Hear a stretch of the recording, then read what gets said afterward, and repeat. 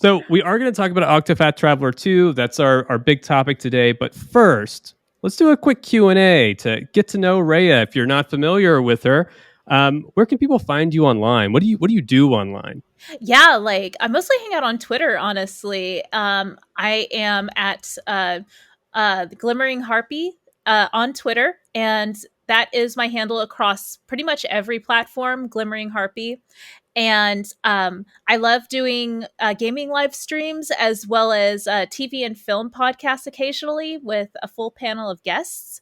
And I also host a gaming podcast along with Retro Complex, another YouTuber that I'm good friends with for the past couple of years. And we discuss either like retro gaming news or modern gaming news. In fact, we're teaming up for another podcast coming up soon. So, yeah, I do pretty much those things in general. That's Nice. Your fantastic. your live streams are awesome, and you've got this awesome community around you. Like that's just it's really cool to watch them, even on the playbacks. You've just got a really lively community around you. Yeah, thank you. I owe it all to all of the folks who have welcomed me into their communities, whether it be like the TV and film discussion folks or even the retro gaming community folks, and just through like my organic interactions with them and them encouraging me to start making my own content, they just started coming through and engaging with it. So yeah, it's been almost 3 years basically since the pandemic started that Yeah. I started wandering onto online, engaging with people for interaction because I wasn't getting it IRL. And then I just, said, yeah, let me go ahead and start investing in a nice computer, like some hardware, an Elgato capture card. Then all my upgrades eventually led to like, me getting a super awesome mic and headset and production quality and all this other stuff. So yeah, it became a thing, and not just like me turning on my MacBook Air like camera and trying to stream from that. So yes, it's just been an upward trajectory from there.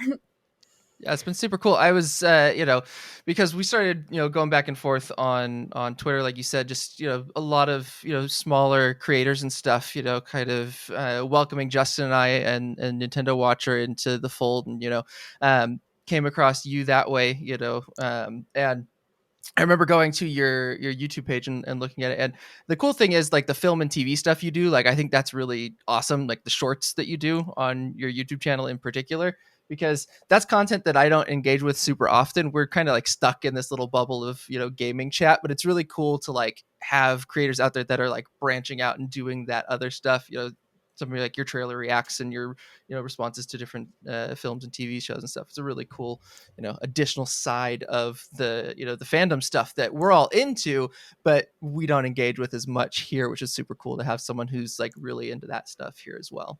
Yeah, thank you. Yeah, for sure. And I got to say, before we move on to some of the other questions, you've got to be one of the most selfless creators I've ever known. Like always pumping other people up, like encouraging people. I love it. And thank you for just pumping us up too. It's been really awesome to get to know you.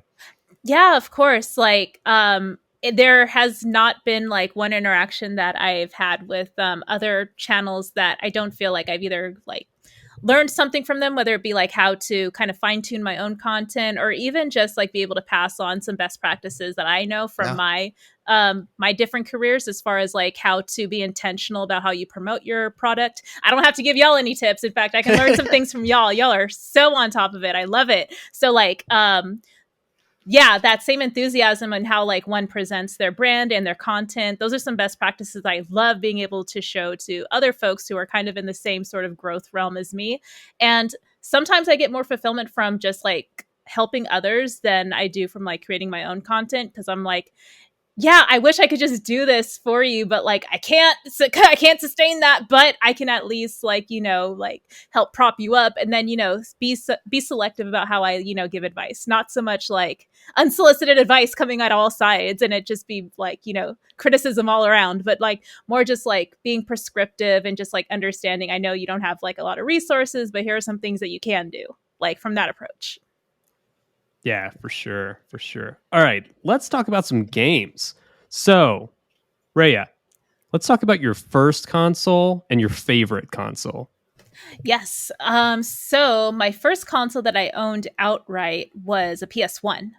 So yeah. And let me see, my favorite console. Ooh, that's got to be the Nintendo Switch currently. Like it's the most like versatile, like most gives me the most access to as many games as I'm interested in. And I also modded my Nintendo Switch, so I can pretty much play all of the Nice. consoles that I either grew up with, actually have memories of, or I'm interested to dive my toe into. So yeah, that'll be it. That's super cool. Nice. What about your favorite genre of game? Oh, it's got to be role playing games. So I'm trying to Right break on. this habit of like calling them JRPGs because I noticed that Yeah. the conversation around them, especially this year, is like, well, why do we need to specify them as Japanese role playing games? And I'm just Right. like, you have a point. They're role playing games, just like we call Western role playing games like that without the first letter. So yeah, I totally agree. So yeah, RPGs are definitely my go to genre for sure. Yeah, that Discord, I remember it blowing up a couple weeks back, and I was like, I've never thought of it that way, right? I'm a big Final Fantasy 14 player, and I think it was Naoki Yoshida from Final Fantasy 14 that kind of kickstarted that. He made some comments about it around Final Fantasy 16 that really got people talking about that conversation. It was like, yeah, I've never really thought about why I call them that. It's just the term that showed up in all my EGMs back in the day when I was reading physical gaming magazines growing up. And at the same, but it's become so blended in recent years that it's like, what's the point of separating that when so much of what everyone's doing is homage to each other, that we've worked on trying to pull away from that as well, as big time RPG fans over here. So Justin and I, that is, I think, our preferred genre, as well as many listeners are well aware. Oh yeah, Yeah. for sure. Well, funny you mentioned RPGs being your favorite genre, since we are going to be talking about maybe the biggest RPG of the year in this podcast. Tell us about your most memorable and or your most important RPG for you as a gamer. Oh, that's got to be Pokemon Gold. So, Nice. the first Game Boy I ever received was a translucent purple Game Boy Color, along Classic. with a copy of Pokemon Gold. Before that, I would have to play my cousins, used Pokemon Red or Pokemon Blue on their respective Game Boys, and I didn't really have one to take home and play on my own as often as I want until that translucent purple came to my life with Pokemon Gold. And that was the first game that really just was so immersive. I think I started playing it. I'm sure it probably came out in the fall, like most Pokemon games do. I'm drawing a blank. I definitely know it was 2000, and I would just like play it for months and months. And I think I accumulated maybe 300 hours. I know that might not be much to a Wow. lot of folks, but as a kid, being able to see how much time I accumulated on it and how much I hadn't even accomplished yet, there was a point where I hit a blocker where I couldn't even progress to get to the next point to get like maybe the seventh or eighth badge. I think there was a lighthouse puzzle that I wasn't aware of how to get past to get to the sick Ampharos. I don't know if like these words mean anything to y'all for Pokemon Gold, but yes, there was just a blocker there for the lighthouse that I did not know how to reach that point to. So I was just like, well, what do I do now? Let me just, go ahead and grind and catch Pokemon and keep doing the bug hunting challenges and stuff. So there was just a lot of content in that game that kept me preoccupied as a kid. Hmm. So yes, that's one of the most resonant memories of gaming, if not like RPGs in my life for sure, even to this day. Yeah. That's cool, because there's something about that age, right? Where, like, the Game Boy era, I think we're all around probably the same age, give or take a few years. But I remember around the Game Boy Color, I had maybe 2 or 3 games for an entire console cycle outside of renting them from like Blockbuster or something. So any game that could get you, triple digit hours was just, that was the treat for the system. And I think Pokemon for me was huge. It was Blue was kind of my big one. I kind of fell off the series, actually, but that leads me to my next question, which is like, have you kept up with Pokemon since Gold? Is that a series that you really hold dear now that you are further along in the process? Absolutely. Every mainline Pokemon game I will pick up day one. Yes. Whether or not I had a good experience with the last one, like I will go ahead and give a fair shot to every Yeah. new generation of game. And I'll admit, like they've been, sort of like fluctuating in quality over the years because they're sort of take testing different methods of how to approach the tried and true formula of the turn-based combat. Hmm. And I can appreciate, the experimentation for sure and trying to elevate the brand, but I tend to just go back to the Game Boy Advance era of Pokemon. I think that's where, like, it Yeah. really hit its stride, and that was like a golden peak for me, having just like an amazing experience with Pokemon. I always go back to like Pokemon Emerald, and then just sort of speed run that. Or I like to watch Nuzlocke challenges of that specific Hmm. game, if not mods or ROM hacks of those games. With that aesthetic specifically, like something about it is just like, it's just like I use this term like ocular dopamine. I'm just Yeah. That so sprite work yes. is so good. That sprite work from that era is just some of the cool, like, it's not really like the cleanest, but it has some of the most character out of all the, the consoles and handhelds that did sprite work. I think the recent release of the GBA on Switch has reminded people of just how good and how well those games hold up. Justin and I recently are in the process. I think Justin just finished it. I'm still working through. We went through Minish Cap, which is another game from that era that just stunning So visually. good. Yeah, Looks good, great amazing. stuff. Great stuff. There's so many games from that era that I just didn't have access to as a kid, Hmm. like financially or otherwise. And I did learn about emulation down the road, but just like the time to explore them has never really popped up. But Yeah. now that like they're all native on my favorite device ever, Yeah. yeah, through my subscription service to the Nintendo Switch Online service, like yeah, like I have every opportunity in the world to finally like check these out, because Minish Cap is definitely one that I did not play growing up. Right. Yeah. Absolutely. Absolutely. Good All stuff. right. Let's get You into the ready? meat of our conversation today. Matthew is going to Big lead topic. us through Octopath Traveler 2. So, Octopath Traveler 2 released just about a month ago now, give or take. Big new Team Asano game, a company within Square Enix, or a division within, or team within Square Enix that Justin and I have talked about at length, responsible for the Bravely Default series, most recently Triangle Strategy and the Live Alive remaster, remake, whatever you want to call it, re-release, the huge, phenomenal re-release of Live Alive first English translation, has recently come out with their sort of new magnum opus, Octopath Traveler 2. This is the second major game in the series, not counting the mobile spin-off. It is the series that started the HD 2D phenomena, right? Which some people love or hate. Question there. We're just going to kind of real quick. What are your guys' thoughts on that graphical style? Because I know it gets a lot of flack. Like when it first came out, people really took to Octopath Traveler. A lot of people really loved it, thought it looked great. There's been, I think, some fatigue, although not a ton of games in that style, but enough that people are starting to get a little hesitant. So thoughts from you guys. I mean, Raya, where are you at on that? Do you like the style? Does it work for you, or is it a little bit too experimental? Yeah, I'm actually a big fan of the style. Back when I played Octopath Traveler originally, I think it was what, like maybe 2018. Is I that? think so, right around then. Yeah. Yeah, Yeah. yeah. I adored the graphic style. I think like after 5 years or so experiencing it now, the one thing I do have an issue with is like the what is the word?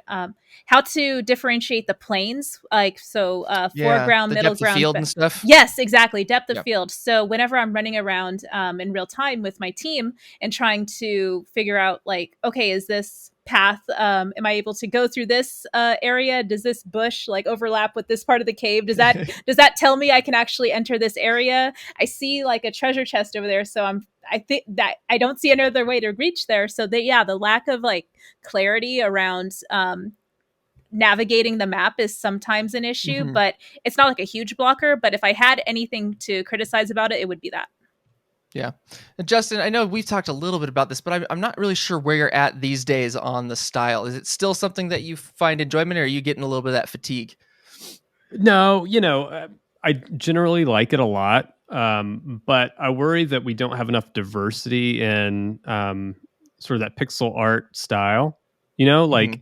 if you look back at the Super Nintendo games, they're all pixel art, but they have very different styles. Like they look different. Final Fantasy looked different from Secret of Mana or something. And I feel like with a lot of the HD 2D games, they're just a little samey. Hmm. Like Octopath looked a lot like Live Alive. Live Alive looked a lot like Octopath, or looked a lot like Triangle Strategy. Yeah. So I do like it a lot. I think it's a little oversaturated for me. But all that said, I just think it's really awesome we're getting all these 2D pixel art based games in 2023, 2022, 2021. Like that's just awesome to me. Yeah. So, if it's the lack of diversity in some of the art style, like I'm okay living with it. Yeah. Yeah, I think it's an interesting style. I think it's one of the things that at least makes these games stand out, right? I mean, you know where these games come from when you see that style, right? It's a Team Asano game, pretty much guaranteed. We know they're working a little bit on the Dragon Quest III remake that's coming out, and Is hopefully it? Is it soonish. coming? I don't know. It will get here, Justin. It will get here. But so you kind of already answered my next question, which is just some table setting before we jump into this, because for a lot of people, Octopath Traveler 2 is their first experience with the series. I'm seeing a lot of people are, jumping into it for the first time. They never really played the first one, or the first one just didn't mesh with them very well. A lot of people that are enjoying 2, I heard, fell off of 1, didn't really click for them for various reasons. And so, for each of you, what was your experience, if any, with the first game? Justin, have you played the first game? I don't recall if you actually got too far into it, or if you ever played it. Oh yeah, I'm like I didn't finish it. I'm like 30 hours into it, 30, Hmm. 35 hours into it. But I don't know if you want to talk about this or you don't want to wait till later, but I bounced off of it several times. Like the Yeah, yeah, vignettes give you so many opportunities to bounce off. Other things were coming out, and I just couldn't stick with it. yeah. Kind of having the same issue with Octopath 2, but we Yeah, can get into that we'll a little certainly more. get to that in more depth as we move into the story and characters here in a bit. But But I liked it a um, lot. I liked Octopath 1 a lot. I liked the combat system. Obviously, the style was really cool and very different at that point. But I just never finished it. Never could finish it. and Raya, did you so you played it? Did you beat it the original? I finished the story mode, so I got about 80 to 90 hours in, and Yeah, I tried to. I attempted the post story, big spoiler boss. Yeah. and what was yes, and uh trying to locate the secondary jobs and stuff like that. I kind of got Hmm. fatigued at that point, so I Yeah. was like, well, I at least I finished the story. I got the gist of what this game is all about, and I enjoyed my time with it. My feedback, though, that I think is being improved on in Octopath 2 that we could talk about more, is that with Octopath 1, the paths of each of the travelers were Yeah. just siloed, and I didn't Hmm. feel like there was any sense of camaraderie with these 8 people who are allegedly traveling together, or at least like 4 Right. in your party at most at a time. So I found that was it sort of like pulled me away from trying to engage with the story a little bit more. They would often have like Hmm. bar banter, things like that, but yeah, there was nothing to really like sell me on are these Yeah. people actually in the same space at the same time. Yeah. So I think this is a really good, that's actually a perfect segue into the next little section, right? Which is, the story and characters of this game, because I think as an RPG, that is sort of what a lot of players are looking for. Does it have an interesting narrative that will drag me through, the dozens of hours I'm expected to spend with it? And will I care about those characters that I'm inhabiting during that time? The Octopath name, right, is both the name of the series, but also an acronym for, I guess an acrostic, right, for the character names, right? There's 8 characters in each of these games. Their names correspond or start with, one of the letters in Octopath. And so these various 8 characters also make up 8 distinct narratives, both in the first and the second game. First game got a lot of flack for those narratives really not overlapping until the post game, and even then it was sort of like a ham-fisted, late game side quest locked dungeon, right, that had some narrative bites that you could get for doing a boss gauntlet at the end. But other than that, and a little travel banter, they felt very siloed, as you said, right? Not a whole lot going on. Octopath Traveler makes some changes to this, not major. It's still 8 unique narratives and it's still 8 unique characters, but there's additional side stories, a more satisfying late game sort of final act that ties all the narratives together, and travel banter is largely expanded this time around. But before we get into those little bits, everyone wants to know, who'd you pick for your starting character? You got 8 choices. You've got 8 unique characters and their personalities. Who did you guys pick for your starters? And if you wouldn't mind, introduce that character a little bit, because I kind of want to do a little bit who's all the characters in the game. But who did you pick, and could you tell us a little bit about them and why you chose them? Raya, why don't we start with you? Yeah, I picked Agni. So I played the demo, the free 3-hour demo. Yeah. Oh my gosh. So I transferred my data back over when I started the actual game, and I picked Agni. Well, her story, before I get into why I picked her story is that she comes from a small village, and her mom used to be a singer and dancer, bringing joy to a lot of people with her performances. And her family, her sisters, she has one sister and a father. They lost their mother, unfortunately. So he is kind of like closed off emotionally, and he still loves his daughters, but he's just sort of detached. But Agni, the character that I picked to start in Octopath, she is very driven to follow her dream to become a star. That's like her thing, is like to become a star. And she comes off as like very naive, very sheltered, but she's also very intuitive. She's very like perceptive of people's they may say one thing, but she can also like see below the surface and kind of reach into like and connect with them in a way that that rough exterior will not allow other people to do. So she has that interpersonal skill. But like her ability to just connect with everyone from different backgrounds with her singing and dancing, just from like a fundamental standpoint of just like just like the joy of like seeing someone do something that they really enjoy, and just watching them like having like the time of their life on stage. It brings everyone that she comes in contact with joy. And as saccharine as her story sounds, it's actually not the reason why I picked her, because I had no context of what her character was like.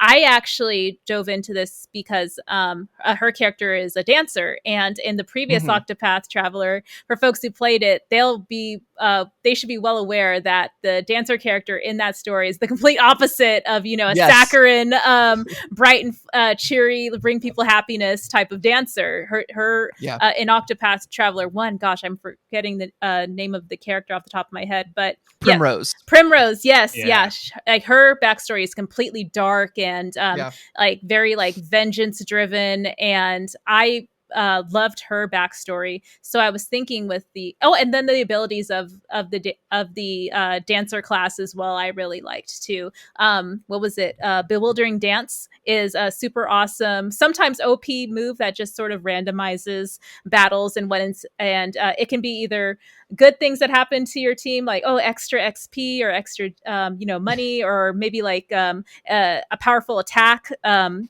the enemy, or it can like poison all of my team and deplete all of their SP. So yes, I enjoy the randomness of that move too. And all those reasons are why I picked Agni, TLDR, even though that was really long. I've boosted that skill more than a few times, been hit with the HP to 1, followed up by like a low damage attack, and just wiped my entire party, which is part of the joy of that skill. But Justin, what about you? Who'd you start with? What was your pick? So my pick was a direct reaction to my pick from Octopath Traveler 1, because in the first one, I went with the scholar. I can't remember what his name was. That was in Octopath 1. Oh my gosh, Cyrus. Yeah, it's Cyrus.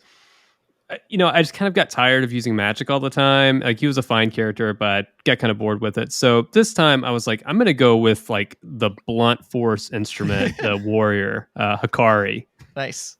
I thought the character design was really nice. He reminded me of Noah from Xenoblade. He 3? does look a lot like, yeah, like Noah from Xenoblade Chronicles 3. Yeah, I was like, man, they're taking some serious inspiration here. We've got the ponytail, got the sword, the whole deal. I like it. Okay. So anyway, went with him. And I found that in Octopath Traveler 1, the warrior was one of the last characters that I unlocked.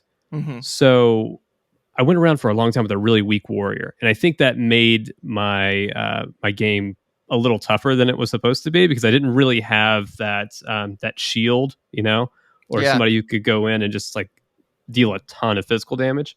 So I wanted to start early with him. So Hikari is the second son in a dynasty, and his older brother has conspired to kill the king.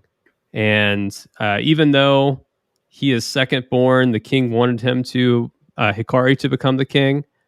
Upon learning this, the older son kills the father and banishes Hikari, tries to kill him, I guess, and then banishes him from the kingdom. So, like every other character in this game, you know, Akari gets pissed off at a few people, and then he has to go travel around for Yep. 100 hours so that he can get revenge on those few people. Yep. I mean, yeah, not a bad description.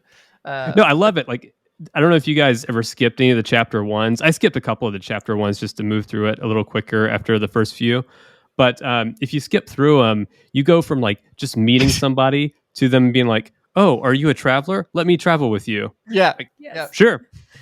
I Yep. like you when you get Agnia, when you run into her town. If you don't pick her first, you find a wallet on the ground, and if you play her story, like her whole thing is she saved up 10,000 leaves, which are the in-game currency, to go be a star, to go travel and be a star. Well, turns out before she left town, she lost it. And one of the other travelers picks it up, and she just goes, and her sister comes around and says, "Can you take my sister with you? Because someone needs to look out for her because she's a little bit spacey." And it's a completely different read on the character when you get her later than when you play her story and see her like motivations for it's very weird and sort of disorienting seeing how they come together, how they justify that in each other's stories. But it's interesting that you went the opposite route from Octopath 1, because I stuck with the same path. I mean, I was The scholar. yeah, I went with Cyrus. I like magic users in most of these games. I prefer magic casters. I play a red mage, black mage, summoner in Final Fantasy 14, and that's kind of like my go-to. I also found in the first game Cyrus to be pretty overpowered with his ability to unlock weaknesses as he fights monsters, like automatically get a free weakness. Plus, magic is relatively strong for breaking in a lot of these encounters. So I went with Oswald. Oswald is I guess, imprisoned, disgraced former academic who is seeking, the mysteries to the source of magic, the true source of magical energy in the Octopath universe. He is betrayed by someone close to him. His family is killed, and he is imprisoned for their murder. It's the Count of Monte Cristo, and later on with some dashes of Full Metal Alchemist and a little bit of, your pick your poison reference points for Angry Man Seeks Revenge, right? He's a kind of a one note character, but he grows quite a bit in his side stories and the travel banter, more so I think than in his actual narrative in some ways. But he's a character that starts out kind of one note, stays that way most of the game, but has some really interesting revelations later on. Yeah, it took me a while to get through his story because you have to do the first 2 chapters Yes. at the same time, and I Mhm. was kind of like put off by it. Like I didn't really want to do it at first because I didn't want to do 2 whole chapters. And he has a single note the entire time. Also, super overpowered, I think. He's very powerful. He gets outshone by quite a few characters. Like Hikari is probably the most overpowered in the game if you build him right. Sure. But he's definitely, for most of the game and for random encounters, he's icing on the cake. It's great. Yeah, those were our 3, right? We picked Agnia the dancer, Oswald the scholar, Hikari the warrior, and then there's probably who turned out to be my favorite character, Particio, Yellowtail, the merchant, a weird little southern capitalist who kind of wants to be a communist. Is kind of an interesting dude. Like he's like an accidental communist throughout much of the game, which I think is super cool. But just a joy of a character. The We've voice got acting just drove me nuts, though. I get it. I love it. I think it's charming. Ryan, what were your thoughts on Particio in particular? Because this is a character that I absolutely fell in love with. So I'm just curious. Thoughts? Yes, I had this sort of weird relationship trying to understand what exactly are his motivations. Like, is Uh-huh. he a capitalist? Is he like, low key socialist or communist? Like, it seems like he genuinely wants to help people and Hmm. bring equity to access for this like awesome Steam Yeah. technology. So, like, okay, I'll buy it, I guess. What was weird is like chapter 4 was like split across multiple locations. And I think it was Hmm. related to like all these different um, like fulfillment quests that we had to Yes. do that weren't necessarily like battles or anything like that. There were some battles. I think the last chapter of Particio's story, at least the mainline story, was a big battle. But anyway, yes, I ended up really liking his character. I thought he was not the best in battle, so I would kind of begrudgingly add him to my team, thinking, okay, Yeah. how do I optimize his stats? Oh, well, I have to kind of grind him to like level up the scholar and cleric skills, just so I can say that he has all of those skills. So yeah, I would sometimes it would be a chore to have him on my team because otherwise his stats No. are kind of mid, to be totally honest. I will Yeah. say he is a powerhouse support character. Donate BP becomes one of the most overpowered moves in the game, late game. And his hired help ability, where you can spend money to summon in people, really good late game. He's garbage early game, 100%. Speaking of money, though, this game, like Octopath 1, money is hard to come It is by. I tough. It never is wanted tough. to use that move of his. You got to do a lot of grinding. You got to do a lot of stealing. It's tricky. Um, but so yeah, he's an interesting character in that he requires you to have like some resources to actually be beneficial and can be a tricky one to build, as Ray pointed out. In addition to that, we've got Throne, the thief. I'm just going to run through these real quick so we can move on to the next stuff. Temenos, who is a cleric. He's sort of an inquisitor.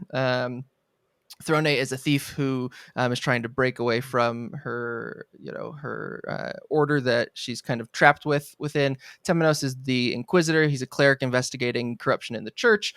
Casti, who is an apothecary trying to recover her lost memory. She wakes up with amnesia at the beginning of the game and tries to uncover what her life was about and a sinister plot that might have involved her in the past. And then Ochette, who is just a lovely spark of joy of a catgirl hunter who lives in the woods or in the jungle and befriends wonderful furry woodland creatures and horrifying monsters throughout the game. Those are Wonderful the 8 summary. characters. Their narratives, again, largely siloed from each other for most of the game. If you play through the end game, I think it very satisfyingly ties them together, but we'll get to that later. But thoughts on this? Justin, I kind of want to hit you first, only because I know you've got stronger opinions about this towards the negative side of things, right? Than I think Raya and myself have. So I know that Ray and I are pretty up on this game. So the lack of connection between the 8 narratives. Thoughts on that? Did it feel worse, better than Octopath 1? The same? Where are you at on that? I think there was more connection there than there was with Octopath 1 for sure. Mm-hmm. And I appreciated that, like, that was one of the big criticisms that Team Asano got about the first one, and they tried to make amends. But at a certain point, like, this game, that's what it is. It is these small vignettes, and you're moving from character to character. Like Matthew, when I was playing through it, I was like, no wonder Matthew likes this so much. It's basically a saga game. Frontier. Yeah. Yeah, and no wonder why I don't like it that much, right? Yeah, no, I think that's absolutely fair. I mean, Raya, what were your thoughts on this? In the first game, did it bother you, the siloing so much? I know you said it was kind of a nitpick about the first one. How are your thoughts on Octopath 2's sort of 8 narratives? Yeah, I think the strides that the developers took to integrate the characters' stories a little bit more, offering more travel banter, like we discussed earlier. I think that there was some intention around making it a more unified experience and more believable that these folks are traveling together. So yes, I do see that there is improvement. I personally like the travel banter a lot because I get to Yeah. experience the characters' personalities and how they interact with one another, even if it's just, little nothing dialogue about them drinking together in the Right. tavern, or the little quips that like Ochette and Casti have, like during their side stories, Hmm. and like their sister, little sister dynamic. Seeing that is for me very emotionally fulfilling, and that's what I Yeah. look for in a lot of the RPGs that I get super duper invested in. So I this is enough for me to like remain engaged, and the stories Right. are compelling enough and varied that I stay interested to see how they play out. I would love to see how additional follow-ups to this series continue to make these character interactions more substantial. But Hmm. this is a great start on that road, in my opinion. Yeah. So with the side stories, right? Because there's four side stories, I guess eight in total, because they've each got two parts. But there's these side stories in the game, right, where two characters link up and have a small side quest, maybe an hour long or so each time, and it gives you a little more insight into both of the characters' perspectives on the world, their personalities, and their histories in interesting ways. And they pair up really unique pairings. For example, Throne the Thief gets paired with Temenos the Inquisitor, the religious fanatic, and that's a very interesting and fraught dynamic. Whereas Particio, the merchant, gets paired with the scholar Oswald, the down and out, money doesn't matter. It's all about the research scholar. And they have a really interesting dynamic that they have to parse out. And that continues in the other ones. But it really does build out these characters in some fascinating ways that you don't get to see in their individual narratives. But the travel banter, I think, is where this game really shines, because in the first game, there was travel banter, but it was pretty minimal. There I don't wasn't a remember ton of it it. at It was all. super rare to get it, and you could miss it, was part of the problem in the first game. Now, anytime you go into an inn in the game, if you have characters who have hit a point in the story where they might have travel banter together and they're in the party together, you can view their travel banter. You leave, come back, you can view another travel banter. And so you can actually see all of the travel banter at pretty much any point you are in the game. And so it creates this interesting thing where, like, I would spend time going into an inn, see if I had any travel banter. If I didn't, I'd switch my party up a little bit, leave, come back, see if any popped up. And I would spend like 30, 40 minutes every now and then just in and out of the inn, checking in on all the travel banter that I missed. And there's some really, interesting stuff in there. Ray, as you pointed out, some of it is just like, hey, we're drinking in the pub, we're having a good time. There's one where Casti like taunts Particio about making him think that he got really drunk and they did some stuff together, which is pretty funny because he's very gullible and easy to mess with. So she plays a trick on him, and it really sheds some insight into Casti's sort of playful nature that you don't get in her story. But there's one late game, right, that I think really stands out about what this game does well, which is these really small moments in these larger narratives where these are 5 chapters long for each of the stories, and a lot of it is travel, dungeon, fight, right, path actions, whatever it might be.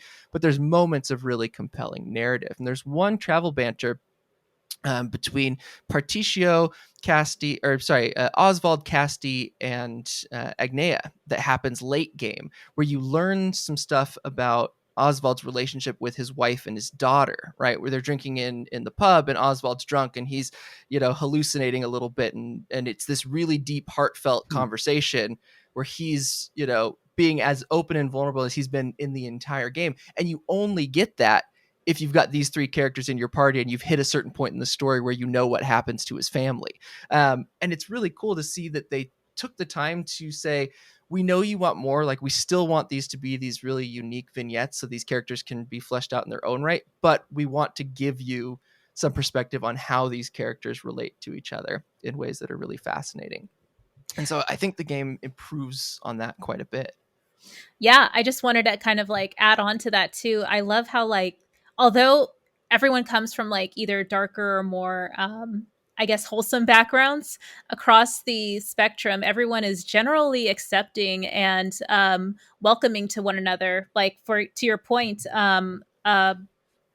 Oswald. Sorry, I have the names of the characters pulled up on my phone. So yeah, like his story is very dark, Mm-hmm. especially like chapter one, where talking to all the prisoners and why they're there. Like that was like gut wrenching, like Mm-hmm. content for me personally. I was shook. But yeah, just knowing that that was that was his character, and also Hikari's story as well, being very tragic, having his father murdered by his brother and all this other stuff. Like, and then having them interact with more lighthearted characters like Particio and Agni.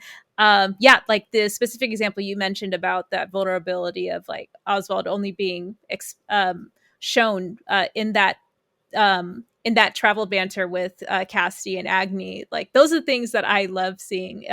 Not just the additional content and dialogue, but also yeah, to your point about learning more about these characters Mm-hmm. and seeing that they are multidimensional. So yeah. Yeah. So, for the sake of time, we're going to move forward into talking about the gameplay because I think that's where the chunk, the big, most important stuff that people are probably going to be interested in to hear about in this is how does the game play, right? We've talked about the story largely, some quibbles about the siloed narratives, but overall, right, a very compelling narrative that ties together the characters pretty well. Without spoiling much, I will say if your issues with the first game was that it didn't feel like it was related, the late game in this one really does, I think, have a satisfying conclusion to those narratives that ties them together well. We'll talk more maybe towards the end of this as we wrap up, but gameplay wise, this game is essentially broken down into two distinct halves. You have the path action route and the combat route, right?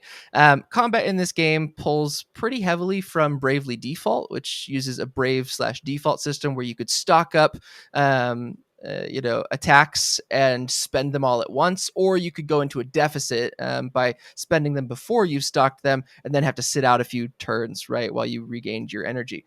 Octopath uses a similar system with a little blend of Persona or Shin Megami Tensei in there as well, in which you can stock up points, right? They're called boost point, or I forget Is what it battle they're. points or boost points? I think boost points. I think they're called boost points. You can stock up BP, which are again boost points. You get up to I think 5 of those, and you can burn 3 of them at a time. And once you do that, it allows you to strengthen certain moves or do multi attacks for various options. And this is all in service of the break system, right? This is the boost break battle system. The break system is targeting enemy weaknesses in order to break a shield that they have, which is given a certain number of points depending on the enemy. Once that shield is broken, all attacks become increased damage and easier to crit. And so there's an incentive to strategically build your party and approach combat encounters in a way that forces you to think about the weaknesses of your enemies, the build of your party, and how to quickly break their shield while balancing a turn tracker that can allow you to get extra turns if you're savvy with when you break and how you break them. General thoughts on this combat system, because I think to me this is what is most interesting about the game. Like, I love the story, I love the characters, but at the end of the day, with Justin, to your point, the siloed narratives can make it really hard to keep invested. But I find the moment to moment gameplay to be so compelling that I can push through that. So, thoughts on that from you guys? I mean, I'm just going to open the floor. What are your thoughts on the combat system here? The job system, the battle system? We can talk all of it. Raya, you're the guest. Go ahead. I feel like I've been dominating the chat. I want to hear Justin, talk about some of his feedback, because I know like you're a bit more critical on the game overall. But you're Nazi. Listen, I think that the combat system is the strongest thing about this game, Mm-hmm. and it's one of my favorite combat systems in all of turn-based combat. I loved the Bravely series, and I think I might like Octopath's battle system even more. Mm-hmm. You get to be super strategic. Like Matthew, you mentioned that you can actually see, in the turn bar or whatever, like who's coming up, so you can be super strategic about like never letting your enemies attack, right? Or focusing on particularly strong enemies over some of the weaker ones, because where they like what the cadence of their attacks are. Love that. Love the transparency there too. It's a almost perfect battle system that is only let down by the fact that the game still has random encounters. Okay. Right? Like, I love playing with this battle system. I hate doing it every 3 steps. Yeah, I think that's fair. I think the depending on like they have abilities, skills if you have certain characters that minimize the amount of combat to make it easy to escape from combat. But I think you're right. If you don't take Oswald and level him up pretty quick early on, you are getting random encounters every maybe 5 to 10 steps in some cases. I mean, Yeah. Ray, how'd you feel about the sort of cadence there? Did it feel a little overwhelming as far as the number of random encounters and stuff like that? Because I know that's a big gripe for a lot of RPG players. Or did you feel that it balanced it pretty well? I personally feel like it was balanced, but again, my favorite RPG series is Pokemon, so that's well known for its random encounters. Maybe True, not in true. the last few years, but yes, like I'm already kind of conditioned to Yeah. expect that. I think for me, the biggest learning curve jumping into Octopath and having Hmm. not a huge like repertoire of RPG experience just from growing up, only having so many titles and series exposed to me, not having a health bar in Octopath Yeah. was a little jarring at first, but in Octopath 2, I felt totally empowered to just jump into the game, not even knowing how much health my enemies had because of the intuitiveness of the battle system, knowing like how the exposing their weaknesses. Okay, yeah, let me just Hmm. hammer dagger moves on this enemy for a few turns, and then eventually build up my my boost points. And then I forget the name of the second boost that you build up The after you. latent powers, Yes, that. Yeah. So, oh yeah, like three boost points and the a limit full breaks, latent bar. basically. Yes, just like obliterate. So things like Yeah. that are super fulfilling for me. And I actually have the skills for my current team to have more rare monsters appear. Yeah. So even more random encounters because I'm in Yes. that mode where I don't want to finish the story yet because I'm enjoying grinding with my team too much. Yeah. So Yeah. yes, yeah, I personally am a fan of that. And there's Oh some man, cool the random stuff. Like, encounters. It's go so ahead, Justin. funny. It's just so funny you've mentioned that, Raya. Like, loving Pokemon, not minding these random encounters. I kept thinking, oh my God, this is like the Zubat cave Yes, from. Constant Zubat Cave. Yeah, yep. I was Yeah. like, it's like every few steps. And then I was texting with Matthew about it because I was complaining, like, this is awful, man. How do you like this game so much? And he was like, well, are you running? And I was like, yeah. And he goes, is it nighttime? And I was like, yeah. And he goes, do you have Oswald yet? I was like, no. And he goes, well, there you go. It's going to be random encounters like all the time. And sure Yeah. enough, that's what And it that's was. really interesting because the game has a day-night cycle, right? So you can switch between day and night anytime. Nighttime has stronger, more frequent encounters. Daytime has weaker, fewer encounters. You can tailor, like you said, certain characters have moves that allow you to have advantage when you start attacks more regularly, to not be, surprised, to start with the first turn every time for any character with a certain move. You can also lower the rate of random encounters with items and character skills, and raise them if you want with items and character skills. So the game does, I think the earliest hours are the roughest in this game when you're gathering the 8 party members, when you're playing through like the relatively weak first chapters. I don't Now again, I think the first chapters are great. I think they're weak in the overall narrative. If you look at each character's like 5 chapters, it's the weakest one, but it still find it compelling. But if you didn't find a certain character compelling, it could make for a really rough, maybe first 10 hours or so in this game, because it does take a while to gather your party. And I not think having access to all those abilities makes it hard to know what's the best way to build a team, because there are 8 characters with 8 jobs plus 4 secret jobs that you unlock later, and you get subclasses. So you can build a system where you've got pretty much whatever team you want with any weird mishmash of weaknesses, strengths, different abilities, high combat parties, high defense parties, high, support parties, whatever you want to do. And it can be a little overwhelming in that way, which is maybe the biggest knock against the gameplay here, is that there are a lot of systems, not even getting into latent powers, which shake up each individual character in very significant ways. I also wanted to add the recommended levels are a complete lie. Anytime there's a pop up that says recommended level, like level 53 or something like that. You should probably be like around level 70 for just It's 70. it's so weird because like I've heard that side, and then I've heard other people that are like they're a lie. You can do it at like 20 levels lower than that. And I'm like, what is like but I think that speaks to what's so great about this game is that it is, I don't know the phrase exactly, but it's that old saying about like if you spend time with it, right, like it's super deep, it's way deeper than it looks on the surface. And if you know how to break the system, which is something I love about a good RPG that lets you play with its systems in a way that breaks the game and sort of trivializes it. Late game there were bosses that I did not allow them to attack until they went into their second phase. And as soon as their second phase started, they died to a tick of poison. Like they didn't attack me once because I broke the game so badly with my party setup. And there were other fights where my party setup was so poorly thought out that I went into it 20 levels over and got stomped.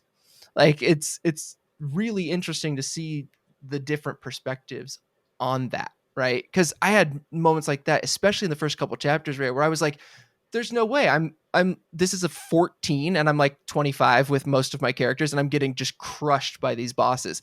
Turns out bad party build, right? Like Yeah. it's so wild to see that.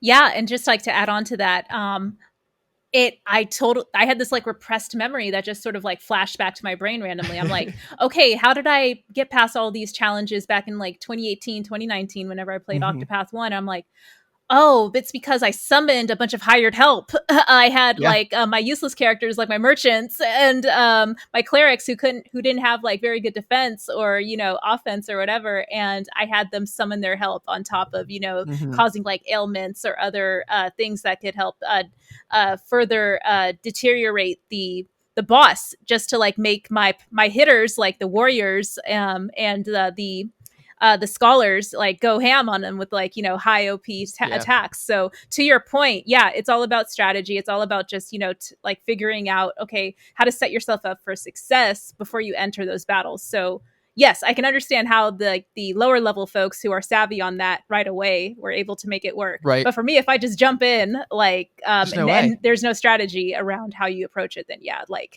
I'm gonna have a bad time. Yeah. Yeah, I think that's totally fair.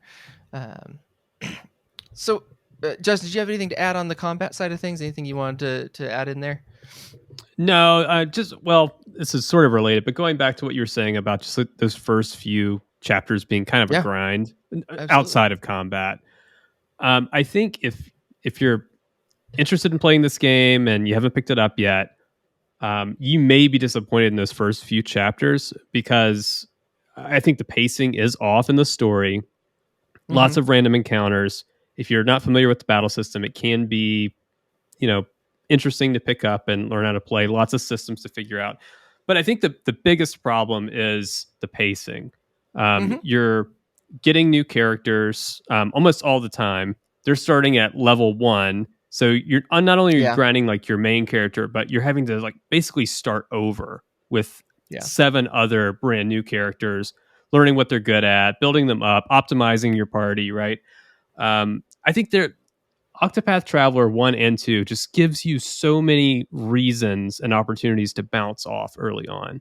And I think Yeah. that's a huge weakness for the game. I think that's fair. I think that's a fair critique of it because there is an issue where if you have other things pulling your attention away, there are many opportunities where that's viable, right? Because you can put the game down, which I also find to be a strength of the game, right? So Justin fell out, but there we go. I also find that it sort of balances the scales a little bit in that as a game that I played on my Switch, right? I could play for a chapter, experience about an hour and a half, put it down, be done with it, right? Set it away for the night. I was good. Uh, any more than that, and I felt a little overwhelmed by the pacing and stuff like that. And so I think that like if you approach it as I want to go like a 5-hour session of Dragon Quest, right? Where I can, grind through a huge dungeon, do some overworld travel, get to a town, clear a story beat. You might be a little disappointed in this game that the story beats are a little bit shorter, right? That they conclude a little bit faster, and then you're jumping from one character to another character pretty rapidly. But overall, I think that pacing can be, if you're the kind of person who likes when this stuff shakes up every now and then, like I do, it helps actually keep you invested. So it's a kind of a double-edged sword a little bit there. Rhea, how did you feel about that? Is that the pacing issues? Was that something that kind of uh, bothered you, or did you feel like it worked pretty well? I thought it worked well for the exact same reasons you mentioned. I can play 1 hours, 2 hours, and there are clear in-game moments where it's like this chapter ends, or I reach this point in this story or this milestone where like, oh, I found this secondary job, or I found this point where I can like actually say like, yeah, let's go ahead and like call it a day here. And I feel good because it's almost like the game is validating me taking a break. In other instances where there's just like an open world narrative and you can like conquer any side quest at any time you want, or go on the main quest anytime you want. This game kind of has that as well, but because of those chapter markers, it's more of kind of a signal for me like that the game is allowing me to just sort of like pause and just sort of like have this like the conclusion of what I just did resonate for a little bit. So like at least like that's how I interpret it. So I'm a fan of that. All right, so we got some technical issues, but so let's talk a little bit.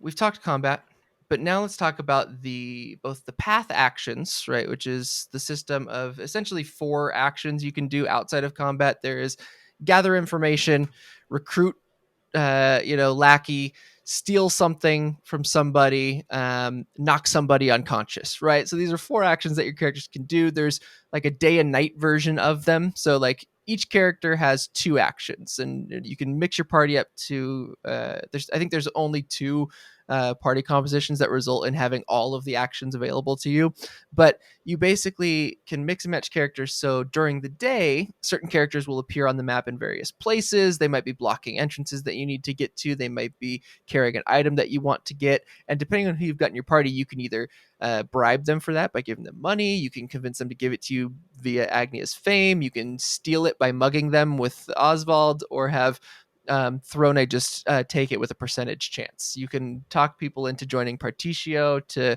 help him with bartering and in combat, or Agnia can have fans follow her around. Like, these are these systems that allow you to engage with the world and overcome certain, like, I guess, puzzles, right? But they play heavily into the world building of this game. So I kind of want to merge this into the next point, which is like the world building of Octopath Traveler, because something that I found myself spending a lot of time with, I just kind of want to know your thoughts on this, were the towns in this game. I don't know about you. I'm a huge fan of JRPG, of RPG towns in general. I want RPGs to have big, bustling towns full of people. And a lot of games really disappoint on that end, but I don't think Octopath does. You can interact with pretty much every character in there, and there's dozens of people in dozens of towns throughout this game, that you can learn stuff about, that you can steal items from, that you can recruit to help you out. How did you feel about the path actions generally speaking, and then how do you think that the world building of having all these characters feel alive in these towns adds to the experience? Yeah, so like in regards to how the NPCs are integrated in the overall story, I Mm-hmm. love that I'm able to talk to them, either it be just to get like random dialogue from them, or if they have like a sub quest associated with them. I could also recruit the subquest people too, which I really like. I like that I can Yeah. rob them. Yes. I like that I can battle them and learn skills from them. Mm-hmm. So yes, to your point, it makes the NPCs multifaceted as well. Yeah. And sometimes, like I have almost as meaningful interactions with the NPCs as I would in like a whole chapter of one of the travelers storylines. So Yeah. for me, I really appreciate that. And when I am able to have the NPC interaction actually influence another part of the story in that village or city or whatever, where like, oh, I'm able to complete this sub quest, and it also grants me access to another um, either item or piece of information that can Hmm. help me fulfill even more subquests, like in another Yeah. town or something. Yes, so I think that that is something that I spend a lot of time actually, not even battling or fulfilling the or completing the mainline story, just like the subquests with Yeah. the NPCs. So I spend a lot of time doing that. But I will say that I wish that there was more of a uh I guess more of a cohesive way for me to be able to reference open subquests and be able Yes. to tell where exactly this person is or what they asked for. And then Right. I could Right. check if I have that item for them. I have a feeling it's there, but maybe I'm not reading it correctly, but it's just not intuitive for me personally. So, Hmm. yes, something in the UI that could improve that would be much appreciated. Overall, though, how multidimensional the NPCs are is such a it's something that I didn't even know I wanted, you know? Yeah, yeah. It reminds me of it's interesting because like this reminds me more of like a tabletop RPG, like a Dungeons and Dragons experience, right? Or which to sort of piggyback on that, like the old NES Final Fantasies and Dragon Quest and things like that, where a lot of the story, a lot of the game was talking to NPCs and just like stumbling upon quests. Like you go to a town, you talk to the tavern keeper, and all of a sudden you hear about, a quest or someone who needs your help. And you don't know who this person is. You have no idea where they are. There's no map marker to direct you to them. But eventually, you stumble your way around long enough, you find them, right? And this series of sort of like almost just happenstance quests sort of start popping up throughout the narrative. That game, that's how this feels. Like they wanted to make the side quest a little bit opaque, so you have to remember, okay, I remember there was a guy in that town across the ocean who was talking about this thing. Maybe if I head over there, right, I'll find the piece that I'm looking for. um on top of this, some of just the coolest town designs I've seen. I mean, the different biomes are incredibly diverse. There's tons of different areas. There's snow areas. There's rainforest jungles. There are industrializing cities. There are old western ghost towns. Like it has a whole lot of really cool uh, people and places to explore. That so much of the game that could be devoted to just like, hey, you go from A to B, you fight a bunch of things. The dungeons are these streamlined sort of linear zones, which again, big shout out to the developers for listening to feedback from the first game. The dungeons are much more manageable this time around. They were way too long in the first game. I think that the story quests, right, that would just be like, go to the town, use your path action, enter a dungeon, fight a boss, repeat ad nauseum throughout, is something they really shook up, which helps make the world feel more alive. Because now you've got like, I think you pointed out earlier, there's entire chapters with Particio where you don't fight anything. There's no bosses. You're just traveling. You're exploring. You're meeting people. I think Agnia has a couple chapters that are similar to this, where there's not really any combat encounters. It's just like go to a town. I think what is it, her second chapter or third, where you help out just like a traveling troupe of like Shakespearean actors, basically. Yep. Like it's cool, right? The game just kind of lets the world breathe in ways that a lot of games these days don't. For a game that's pretty low budget, it seems like. I mean, I don't know. Did you have any more thoughts on like the world building or like the level design of this game? Anything that stands out to you? No, I think we covered a lot of like Yeah. the top level points that I wanted to for sure. Yeah. So we talked a little bit about the depth of field early in the game. One thing that I get, like you were talking about how like when you're traveling through dungeons, sometimes it's really hard to tell like the foreground, background, how to get from, you know, one path to the back path to find like one thing that I like about that is what this style does that other games can't is it allows these dungeons to feel way bigger than they actually are, with that layering of the foreground and background. So you've got these relatively compact spaces that are like two or three times as big as they appear because of the depth of field and the different, vertical and horizontal orientation that they use, which I think is really cool. Um, that's just kind of like a little aside. But I kind of want to wrap this up and get to our, the end of this conversation, just because we've been going on for a little while. I know you've been a great sport sticking around with my gushing over this game, but I'm before right there we, with you. I am I gushing know. all over this game as well. So that brings me to my last bit. I force Justin to talk about this on pretty much any game that has a killer soundtrack, but this game has one of the best soundtracks in an RPG in a hot minute, I think. Right? What are your thoughts on the music? How does it, does it work for you? Are you enjoying the fact that each of the characters have their own unique themes? That there's a variety of battle themes and overworld and town themes, day-night cycles, and all of that. What are your thoughts? The standout track for me is the urban daytime, very like light jazzy. Yeah, yeah, yeah. Yes. Oh my Is that gosh. is that Throne's town I that think has that so. particular Yes. one? Yeah. Like yes, I love it, and it makes me feel like this town is just full of like actually like living, breathing, Yeah, like commerce, like inhabitants, just like there's a yes, there's just like a sense of like atmosphere and life that comes through that music whenever I hear it, and I just get pumped to just like yeah, explore around the city and talk to all the NPCs again. So that's yeah. the standout track for me. The standout track for me is Partitio's theme.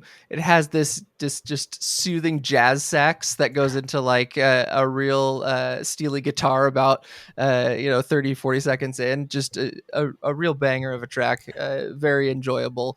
But to me the thing that's really great about this is like Square Enix has always had really good composers. They've always done a really good job with their soundtracks. Nobuo Uematsu is probably the most famous composer of video games ever. But they've got a lot of new, younger talent coming in recent years, and this composer Yasunori Nishiki also did the first game and the mobile spin-off. Is just putting out some of what I think is maybe the best music out there. So if you like um, JRPG music, if you like RPG music in general, especially the stuff coming out of Square Enix, you got to check the game out just for that perspective. I think it's a really good soundtrack. I think it's like 6 hours or so long if you break down all the individual tracks. It's hefty stuff. So that brings me to just the last question. Final thoughts. Is this a game you would recommend? Is this something that we don't necessarily have to put a score on it. We don't typically do that, but if you want to, you're welcome to. But thoughts on it. Where does it land for you as far as this year, the last couple years, and would you recommend it to people who maybe bounced off the first game or fans of the first game? What do you think? I think for folks who have grown up with turn-based combat and random encounters will be more acclimated to give this game a shot. But if you're someone who has a lot more experience with modern games, this might be a harder sell for you. Maybe there are gamers who grew up with those mechanics, like the ones Justin mentioned. Is not a fan of. But I think for folks who are okay with it like I am, like with the random based encounters and who still revisit those classic experiences. Um, I would recommend it to those folks, like the folks who mostly play retro games, for example, or retro Yeah, RPGs. There are a lot of folks that I interact with who I think would get a lot a value from this game in particular. absolutely, absolutely. So if you're into like the retro game space, for sure, but yeah, if you're a fan of retro games, but you're also very acclimated into modern games and a lot of the quality of life improvements in those in a lot of games in like recent years, this might be a harder sell for you. I think So so. so yes, yeah, that's Yeah, my suggestion.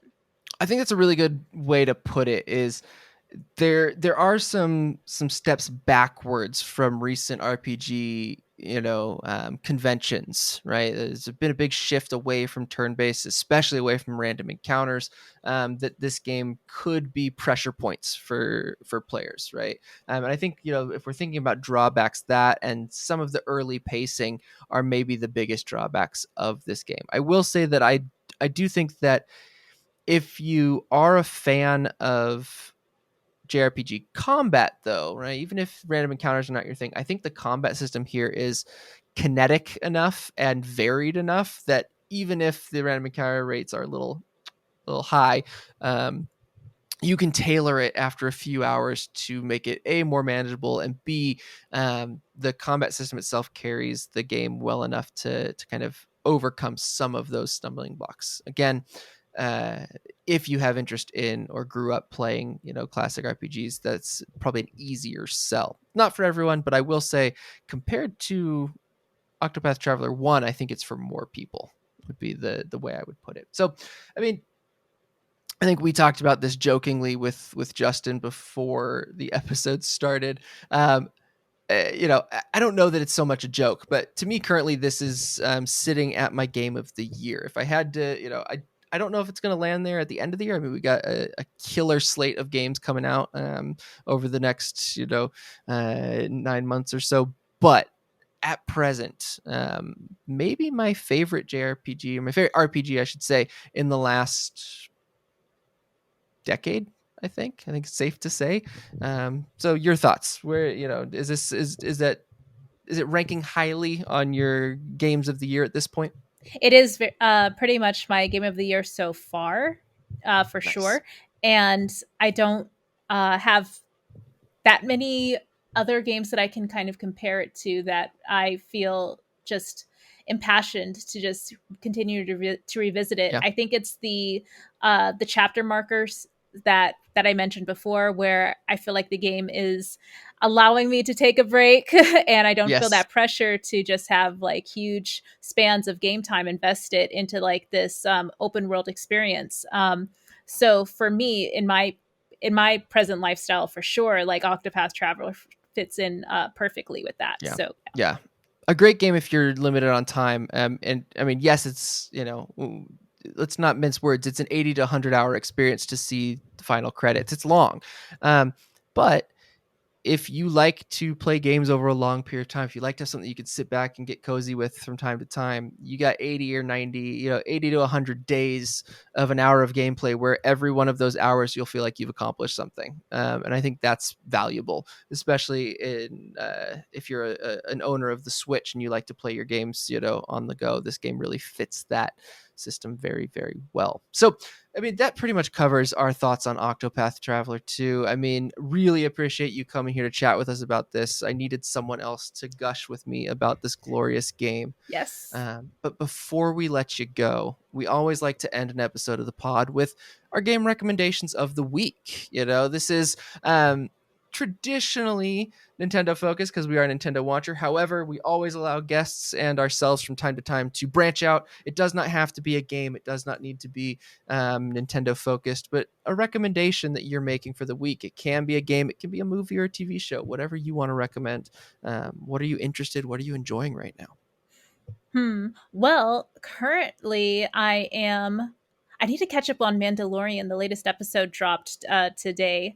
Yeah. And I would definitely recommend folks to check out the demo for Sea of Stars. It's an indie Yeah. RPG title that is launching later this year. And it's very reminiscent of Chrono Trigger.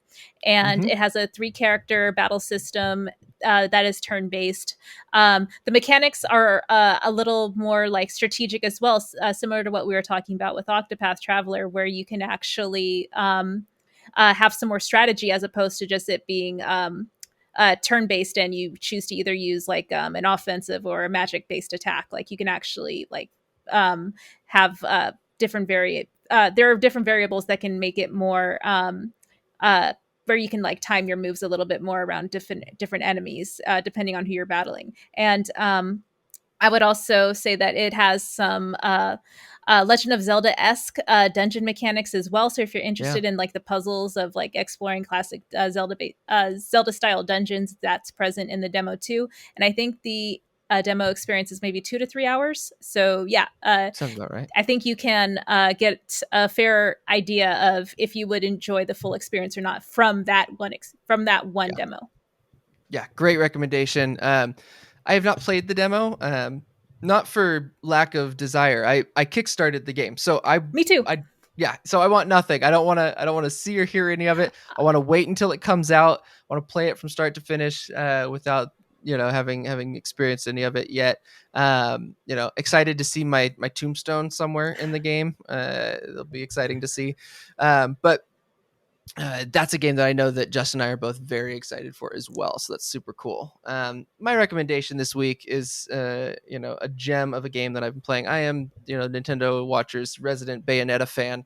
Bayonetta Origins. If you like a cozy, chill, relaxing nighttime game, you got to check this thing out. It reminds me of, like, again, we have Zelda as a touchstone, dungeon wise. It kind of reminds me of like exploring a, like, Ico, the Sony PlayStation 2 game Ico, as well as like Zelda style dungeon exploration.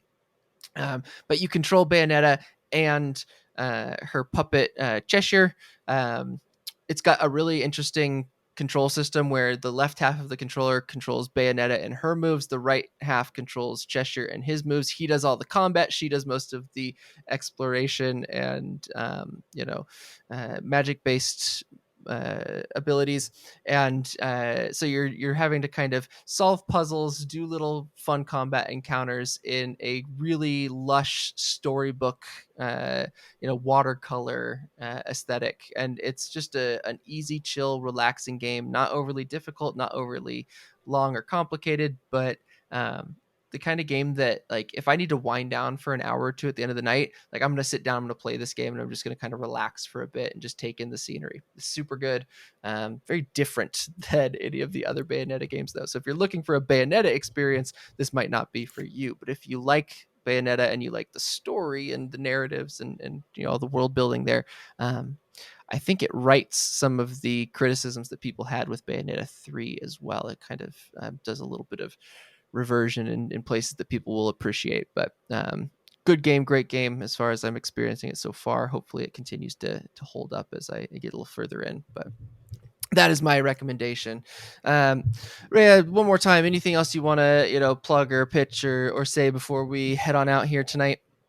No, I just appreciate y'all inviting me. Thank you to you, Matthew. Thank you, Justin. And yeah, I've just been enjoying getting to know y'all, interacting with y'all, supporting your content. I just can't wait to see, what else y'all do with your platform. So we again, are thank you so much. we are so grateful for you coming on and chatting with us. Again, we love having people on to talk about the games and stuff with us. You've been a huge supporter of us for a while now.